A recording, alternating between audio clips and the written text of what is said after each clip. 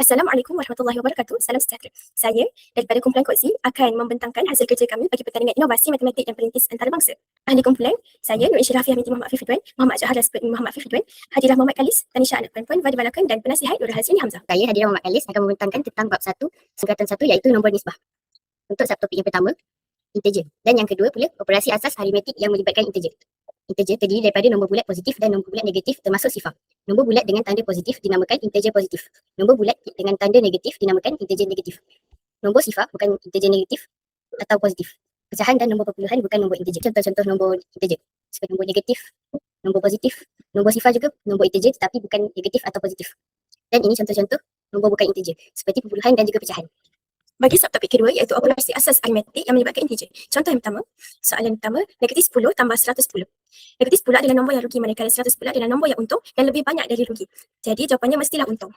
Kita perlu bawakan 110 ke hadapan dan tolak dengan 10, jawapannya adalah 100. Salah untung, positif.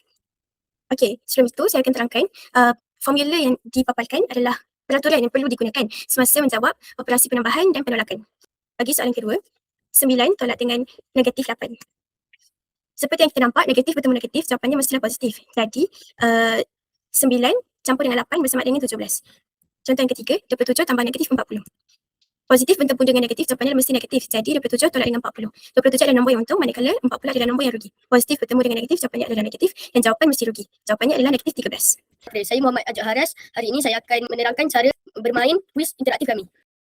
Ia terdiri daripada dua jenis soalan iaitu soalan aneka pilihan dan soalan memilih sama ada betul ataupun salah. Inilah contoh soalan pilih betul ataupun salah. Jika anda menjawab salah, sila tekan butang rumah yang ada di sini untuk kembali kepada soalan asal. Dan ini ialah contoh soalan aneka pilihan. Jika anda memilih jawapan yang betul, ia akan pergi ke soalan seterusnya. Sila tekan butang rumah ini untuk menamatkan soalan. Terima kasih. Saya Tanisha, saya akan menyampaikan faktor wow. Keunikan inovasi ini terletak pada mekanisme imbangan pada video pengajaran yang membolehkan pelajar memvisualisasikan operasi nombor negatif secara intuitif disokong oleh kuis adaptif yang mencabar tahap kognitif pelajar secara interaktif. Seterusnya, pendukung wawasan negara.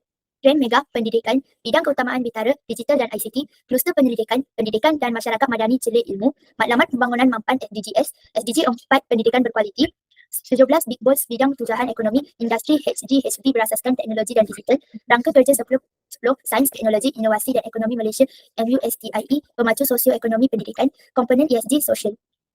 Potensi komersial. Inovasi ini mempunyai nilai pasaran tinggi sebagai model pembelajaran pintar Smart Learning Module yang sedia diintegrasikan ke dalam platform pendidikan digital. Dengan model langganan kandungan premium dan potensi pembangunan kit fizikal berteknologi QR, inovasi ini menawarkan penyelesaian kos efektif bagi sekolah dan pusat tuition untuk meningkatkan penguasaan matematik peringkat menengah. Sekian, terima kasih.